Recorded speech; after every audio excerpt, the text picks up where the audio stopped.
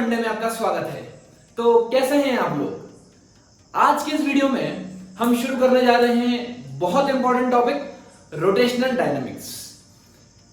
Rotational dynamics का weightage JEE में minimum 4% से लेके 8% तक आता है और नीट की बात करूं तो लगभग 1% to 7%, 1 से 7% के आसपास।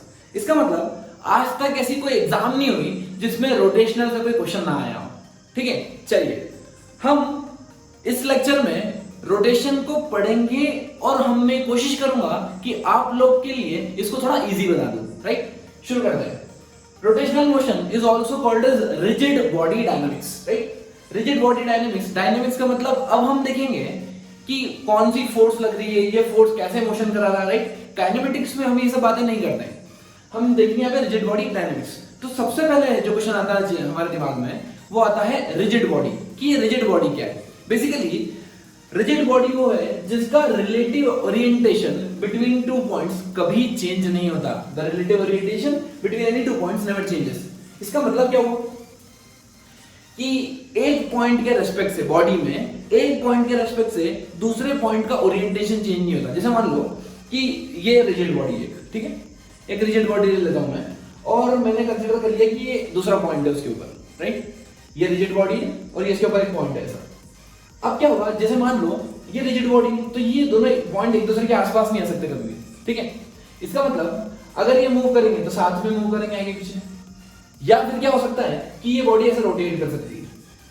राइट, इसका मतलब इन दोनों की बीच की डिस्टेंस कभी भी चेंज नहीं हो सकती। एक और इंपॉर्टेंट पॉइंट यहां पे आप नोट कर सकते हैं कि एक के रेस्पेक्ट से दूसरे का मोशन या तो रेस्ट पे होगा। देखो, जब ये स्ट्रेट लाइन में चल रहे हैं या ऊपर नीचे चल रहे हैं तो एक दूसरे के रेस्पेक्ट से क्या है, रेस्ट में, या फिर सर्कुलर मोशन हो सकता है।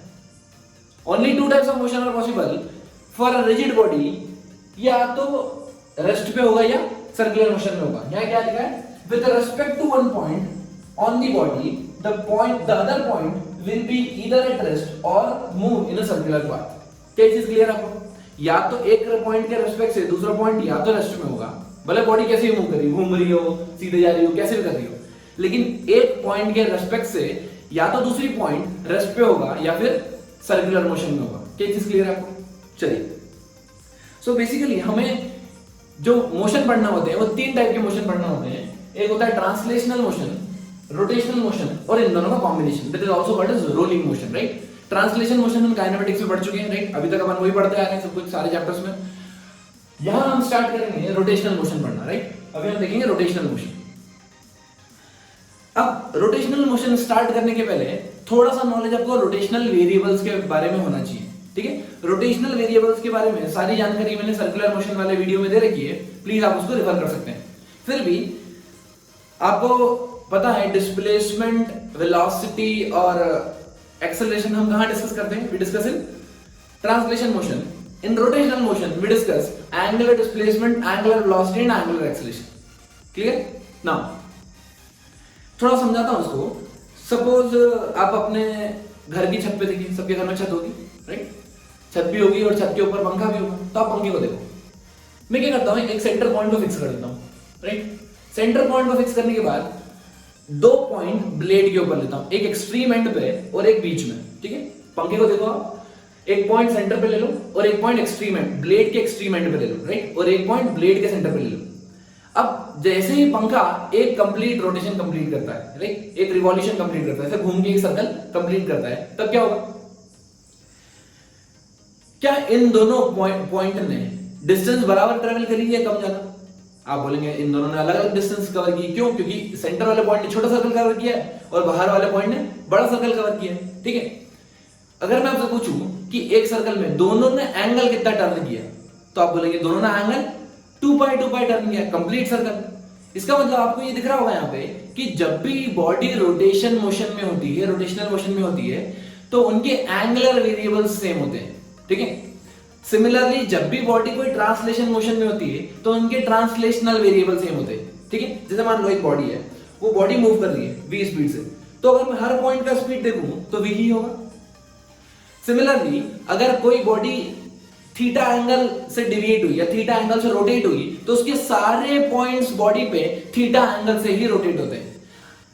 किसी मान लो फैन का एंगुलर वेलोसिटी ओमेगा है, तो उसके हर पॉइंट का ब्लेड के हर पॉइंट का एंगुलर वेलोसिटी ओमेगा ही होगा।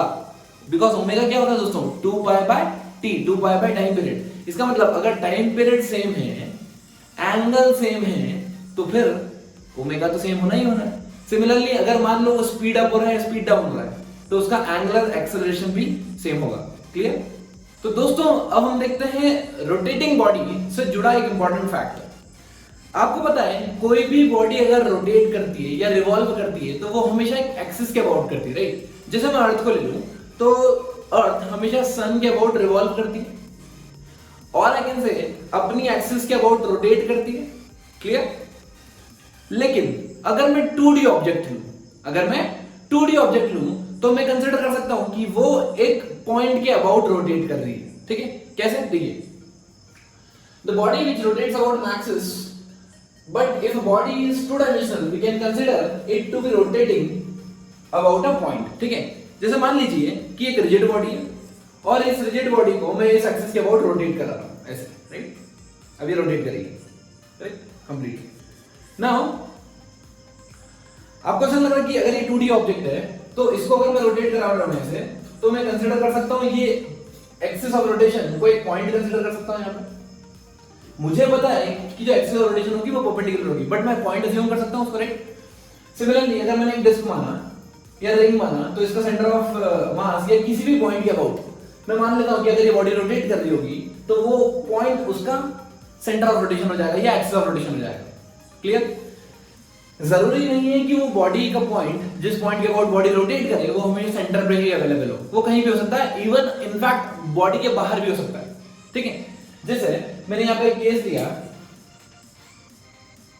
यहां पे बॉडी इस पॉइंट पे हिंज कर रही है, इस पॉइंट के अबाउट रोटेट करा रहा हूं उसको। ठीक है? इस पॉइंट को मैं यहां से हटा के बाहर भी रख सकता हूं। मैंने क्या किया, इस बॉडी को कनेक्ट कर दिया यहां से और अब बॉडी को रोटेट करा रहा हूं, कर सकता हूं। आइए दोस्तों अब हम देखते हैं एनर्जी इन रोटेटिंग बॉडी। अगर मेरी बॉडी रोटेट कर रही है तो हम उसकी एनर्जी फाइंड कैसे करेंगे, राइट? हम हमेशा 2 टाइप ऑफ एनर्जी में इंटरेस्टेड होते हैं, एक होता है पोटेंशियल एनर्जी और दूसरी होती है काइनेटिक एनर्जी, राइट? चलो मैं अज्यूम करता हूं कि एक बॉडी है जिसका कुछ मास m है, राइट? नाउ इस बॉडी का क्या मैं सेंटर ऑफ मास की हेल्प से इसकी पोटेंशियल एनर्जी निकाल सकता हूं? मतलब मैंने we know that potential energy is always calculated with respect to reference, एक रेफरेंस मानना होता है हमें। ठीक है? तो मैंने ये रेफरेंस मान लिया। ठीक है? अच्छा, जो नॉर्मली पोटेंशियल एनर्जी की एक्सप्रेशन देता हूं मैं देता हूं m into g into h। ठीक है? अब यहां पर ये बॉडी की कुछ डायमेंशन होंगे 100%, राइट? तो क्या दोस्तों मैं इसका सेंटर ऑफ मास ले सकता हूं पोटेंशियल एनर्जी के लिए? ये हमें यहां पर चेक करना है कि क्या मैं पोटेंशियल एनर्जी को इस बॉडी के सेंटर ऑफ मास के रिस्पेक्ट से शो कर सकता हूं कि नहीं कर सकता। चलिए मैं काम करता हूं, इसको बहुत सारे छोटे-छोटे मास में डिवाइड करता हूं। मान लीजिए m1 m2 m3 m4 m5 and so on, right? अब इन सब की हाइट होगी कुछ ना कुछ। इसके बॉडी का सेंटर ऑफ मास की हाइट होगी h1 यहां से, इसकी सेंटर ऑफ मास की होगी h2, सिमिलरली h3 h4 सबकी अलग-अलग हाइट आएगी, करेक्ट? तो अगर मैं टोटल पोटेंशियल एनर्जी लिखूंगा, पोटेंशियल एनर्जी स्केलर क्वांटिटी होती है, आप डायरेक्ट ऐड कर सकते हैं। तो क्या मैं पोटेंशियल एनर्जी टोटल, क्या potential energy of 1 plus potential energy of 2 plus potential energy of 3 and so on लिखूं? मतलब क्या लिखूं मैं m1 into g into h1? मास भी अलग-अलग है क्योंकि मैंने अलग-अलग फ्रैगमेंट्स किए, एक इधर एक उधर, सबका शेप अलग-अलग है। तो ये जाएगा m2 into g into h2 and so on. ठीक है? अब दोस्तों देखो g कॉमन निकाल रहा हूं मैं g कॉमन निकाल रहा हूं, फिर क्या हो जाएगा ये m1 h1 plus m2 h2 and so on. अब मैं क्या करता हूं, डिवाइड करता हूं m1 plus m2 plus m3 और मल्टीप्लाई करता हूं m1 plus m2 plus m3, right? सबके सम का मास का मैं एडिशन और मल्टीप्लिकेशन और डिवीजन कर रहा हूं। तो मैं यहां लिख रहा हूं उसको total mass of the body m1 plus m2 plus m3 plus m4, यहां पे मैंने मल्टीप्लाई कर दिया और यहां डिवाइड कर दिया। आपको एक्सप्रेशन दिख रहा होगा m1 y1 plus m2 y2 plus m3 y3 divided by m1 plus m2। ये क्या है दोस्तों? यही तो है मेरा position of centre of mass. आया यार? तो मैं इसको लिख सकता हूं m into g into height. ये हाइट किसकी दोस्तों?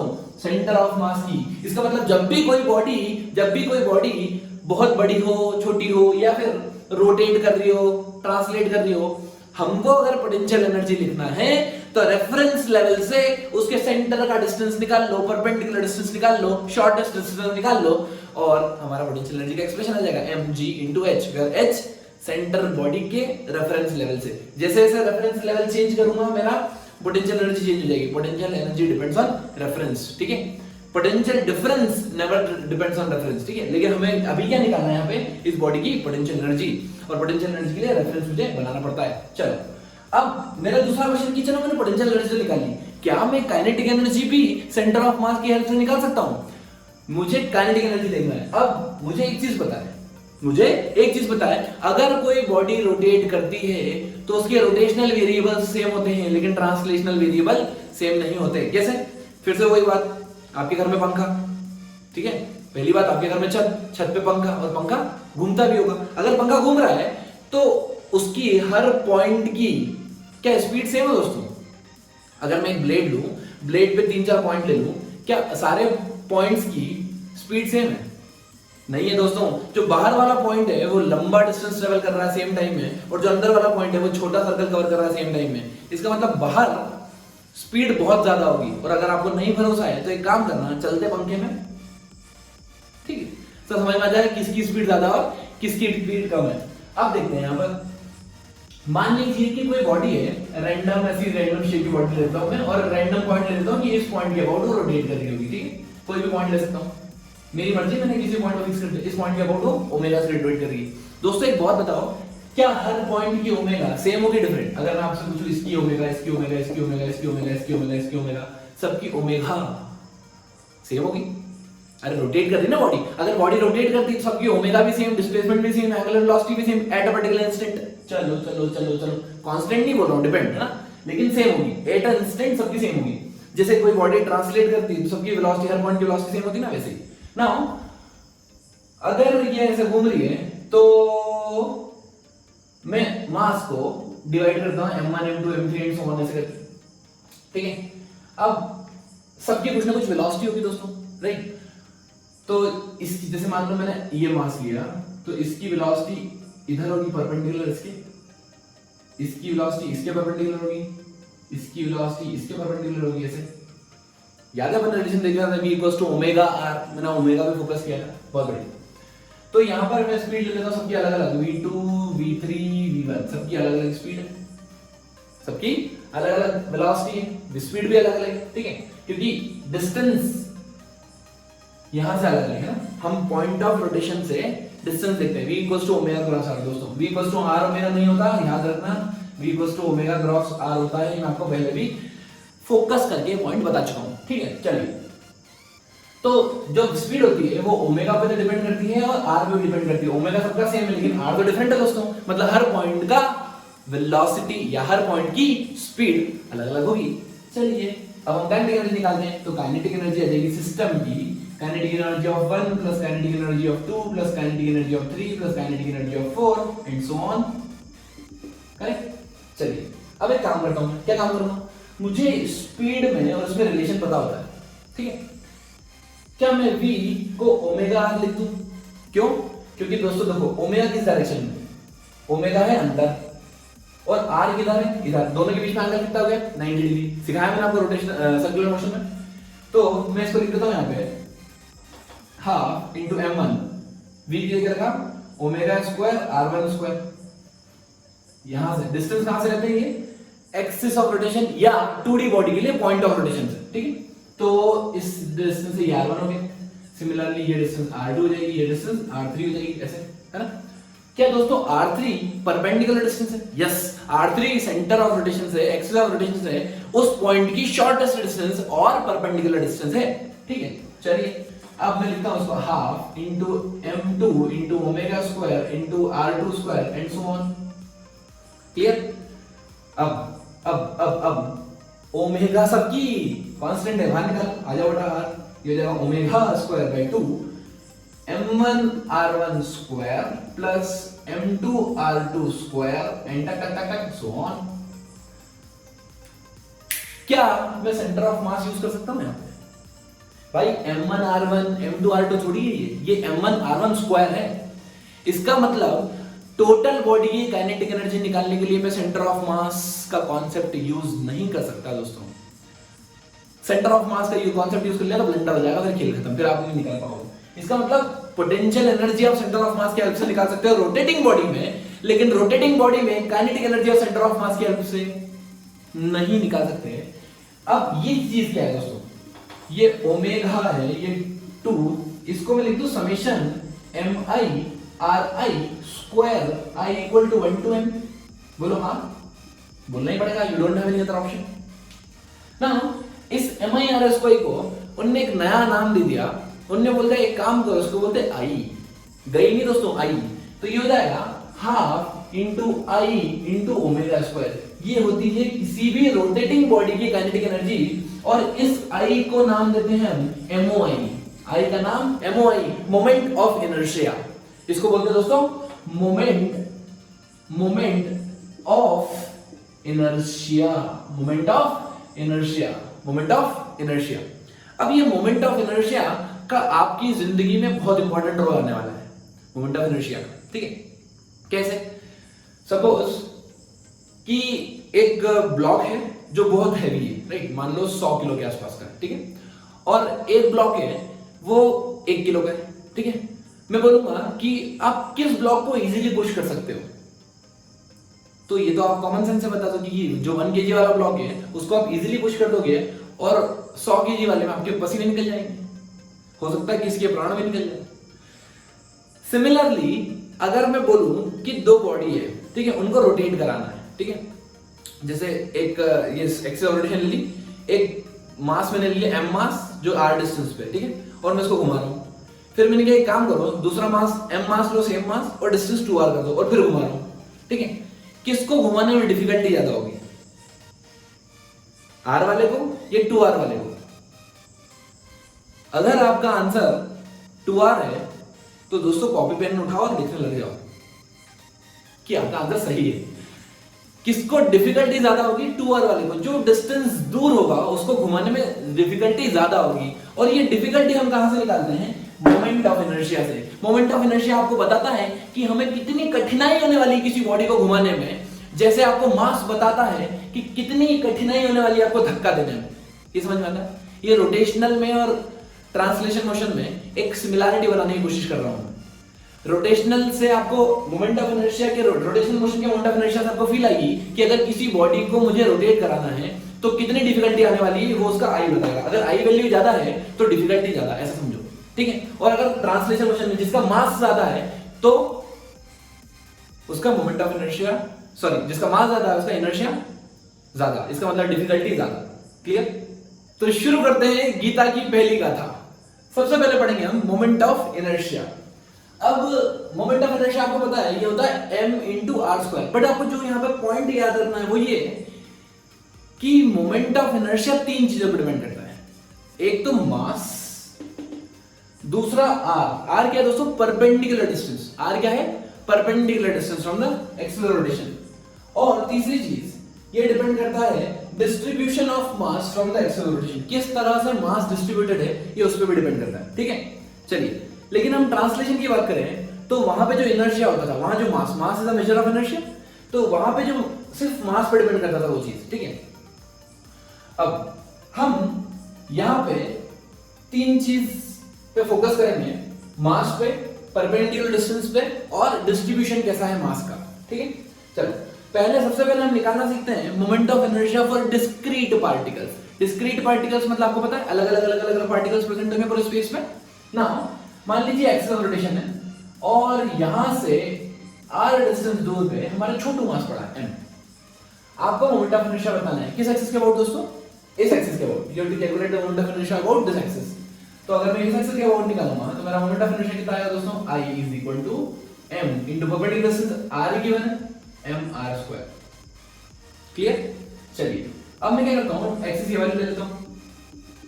इस एक्सिस के अबाउट बताओ दोस्तों मोमेंट ऑफ इनर्शिया। अब आप बोलोगे कि ये मास तो इसी एक्सिस पे प्रेजेंट है, अगर ये मास इसी एक्सिस पे प्रेजेंट है तो इसका मोमेंट ऑफ इनर्शिया कितना होगा दोस्तों? 0 हो जाएगा। क्लियर? चलिए अब मैं एक एक्सिस यहां लेता हूं, इधर, क्रॉस क्रॉस मतलब ये एक्सिस ऐसे ही आ रही है अंदर परपेंडिकुलर इस एक्सिस के अबाउट। अब इस एक्सिस से परपेंडिकुलर डिस्टेंस कितना है दोस्तों r, तो मोमेंट ऑफ इनर्शिया भी कितना होगा mr²। करेक्ट। सिमिलरली अगर मैं इस एक्सिस के अबाउट लेता हूं ये वाली एक्सिस, तो अब यहां से परपेंडिकुलर डिस्टेंस कितना हो गया 0, तो मेरा आंसर फिर से आ जाएगा 0। समझ में आया? अगर एक्सिस चेंज हो रही है तो मोमेंट ऑफ इनर्शिया चेंज होता जाएगा। हर एक्सिस के about moment of inertia different आने वाला है, ठीक है। तो मोमेंट ऑफ इनर्शिया के साथ जब भी आप खेलें बड़े सावधानी से खेलें, ठीक। चलिए मान लीजिए 4 आइडेंटिकल मास है mm जो कि एक स्क्वायर की साइड्स के कॉर्नर्स पे प्रेजेंट है। मैं मान लेता हूं एज लेंथ a, ठीक। अब आपको क्या निकालना है? आपको निकालना है मोमेंट ऑफ इनर्शिया किस एक्सिस के अबाउट, इस एक्सिस के अबाउट। जब भी हम मोमेंट ऑफ इनर्शिया निकालते हैं सबका निकाल के सीधा ऐड कर देते हैं 1 2 3 4। Moment of inertia of 1 plus moment of inertia of 2 plus moment of inertia of 3 plus moment of inertia of 4 about this axis, about जो एक्सिस पूछी है, ठीक है। चलिए अब मैं अगर इसको 1 2 3 4 नाम दे दूं 1 2 3 4 get on the dense floor. अगर मैं इसको 1 नाम दे दूं तो इसका मोमेंट ऑफ इनर्शिया कितना 0, अभी देखा मैंने 2, इसका कितना हो जाएगा m into a square perpendicular distance a, बहुत बढ़िया 3 m into a square और 4 फिर से 0, तो मेरा आंसर आ जाएगा इसके एक्सिस के अबाउट, इस एक्सिस के about m a square into 2। क्या ये कहानी क्लियर? बहुत बढ़िया। अगर मैं आपसे पूछता दोस्तों इस एक्सिस के अबाउट बताओ, ये वाली एक्सिस के अबाउट बताओ, तो क्या सिस्टम सिमेट्रिकल दिख रहा है? मतलब ये दोनों 0 और ये m a square ये m a square, तो मेरा आंसर यहाँ पे भी 2m a square आता है। ठीक। अब मैं आपसे इस एक्सिस के अबाउट पूछ रहा हूं, ये सेंटर से जो पास हो रही है और परपेंडिकुलर टू प्लेन है ऐसी ये एक्सिस। अब आपको क्या करना पड़ेगा दोस्तों, यहां से इस एक्सिस से क्या परपेंडिकुलर डिस्टेंस निकालनी पड़ेगी और सबकी डिस्टेंस सेम है। तो मैं क्या ऐसा निकाल दूं कि इस एक्सिस के about I is equals to 4 times the moment of inertia about any of one mass particle। चारों का सेम होगा, इसका इसका इसका इसका, ठीक है। अब डिस्टेंस कितनी है देखो, ये a है ये a है, तो डायगोनल कितना होता है √2 है, राइट। डायगोनल होता है √2 है, लेकिन ये डिस्टेंस √2 का हाफ है, तो मेरा आंसर आ जाएगा a/√2। मतलब जो डिस्टेंस आ गई मेरी r वो कितनी हो गई a/√2। तो यहां पुट कर देता हूं मैं m into r² a/√2 का होल स्क्वायर, तो कितना आ गया 2ma², 2ma², करेक्ट। ठीक है दोस्तों, लास्ट एक्सिस, इस एक्सिस के अबाउट निकाल दीजिए। अगर ये एक्सिस दे दी मैंने आपको, अब क्या होगा 2 का 0 और 4 का 0, 1 और 3 का आपको ऐड करना पड़ेगा। डिस्टेंस तो अभी भी उतनी रहेगी दोस्तों, राइट।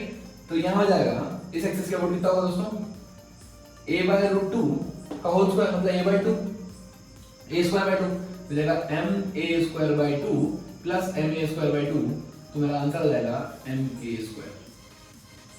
तो देखा आपने, एक ही प्रॉब्लम को मैं अलग अलग एक्सिस के अबाउट, आप जितनी मर्जी आप इसके अबाउट निकालो उसके अबाउट निकालो, जितनी पॉसिबिलिटीज कर सकते हो आप सब चीज कर सकते हैं।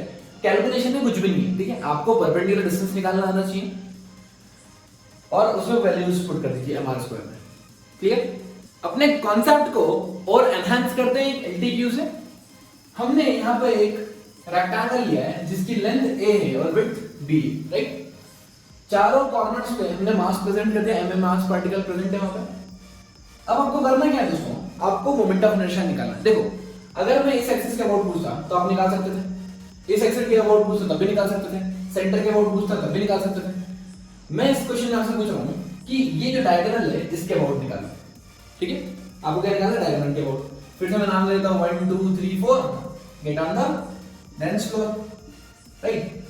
अब क्या होगा, मुझे इसका तो 0 आ गया, इसका भी 0 आ गया। यहां से यहां तक की परपेंडिकुलर डिस्टेंस नहीं पता भाई, क्या नहीं पता अपने को, परपेंडिकुलर डिस्टेंस नहीं पता। अच्छा मैं मान लेता हूं परपेंडिकुलर डिस्टेंस h है। अगर ये h है तो यहां से डिस्टेंस भी h ही होगी, सिमेट्रिकल होगा तो, है ना। चलिए ये a है ये b है, तो ये डिस्टेंस कितनी हो गई, ये डायगोनल √a² प्लस b²। क्या चीज क्लियर है आपको, √a² प्लस b²। ओके, हमें एक कॉन्सेप्ट पता है ट्रायंगल का, क्या दोस्तों, अगर अगर अगर अगर अगर हाइट h हो, ये बेस हो, क्या हो, बेस हो, तो इसका एरिया कितना होता है, half into base into height. Half into base into height. अच्छा ये मेरा एरिया आ गया, क्लियर। अच्छा इसका टोटल एरिया कितना होता है दोस्तों? इसका टोटल एरिया होता है a into b, a into b. तो इसका आधा एरिया कितना होगा? ट्राइंगल का जो हाफ एरिया होगा, सॉरी रेक्टेंगल का जो हाफ एरिया होगा, ये वाला area, area a into b by 2, ठीक है। अब इस ट्राइंगल के ये आधे एरिया को अगर मैं एक ट्राइंगल कंसीडर करूं, इस रेक्टेंगल के आधे एरिया को, ये वाला एरिया एक रेक्टेंगल कंसीडर करूं, तो क्या ऐसे में आपको ये इसकी हाइट हो गई, ये उसकी हो गई बेस, तो मैं इसको ऐसे लिखता हूं half into base into height, half into base into height, clear. चलिए तो ये हो गया a b divided by under root a square plus b square. ये क्या हो गया मेरा दोस्तों? हाइट आ गई। क्या आ गई दोस्तों? मेरी हाइट आ गई है, क्लियर। एच अगर हाइट आ गई तो आपकी जिंदगी बन गई आसान। अब आपको क्या निकालना है? Net moment of inertia I net is equal to I1 plus I2, क्योंकि ये दोनों तो जीरो है, मतलब बेसिकली I1 प्लस I3, ठीक है। तो क्या मिलेगा? 2 टाइम्स I1 की वैल्यू कितनी? m इंटू आर स्क्वायर या H square, m into H square. H की वैल्यू वहां से पुट कर दीजिए, तो कितना आ जाएगा दोस्तों आपका answer? 2m a square b square divided by a square plus b square. कुछ नहीं है, मैथमेटिकल कैलकुलेशन है, बस आपके फिजिक्स का कॉन्सेप्ट तो क्लियर है कि m into r where r is the perpendicular distance, clear. अब आपको करना है ग्रह कार्य, होमवर्क, राइट। क्या गिवन है? एक क्यूब है, क्यूब का एज लेंथ a है, मास m है, 8 कॉर्नर्स पे, ठीक है। आपको मोमेंट ऑफ इनर्शिया निकालना है। इस एक्सिस क्या वोट, इस एक्सिस क्या वोट, तो थर्ड क्वेश्चन सेंटर क्या वोट, ठीक है। आप चाहे तो डायगोनल के वोट भी निकाल सकते हैं, लेकिन ये 3 आपको करना है, ठीक है।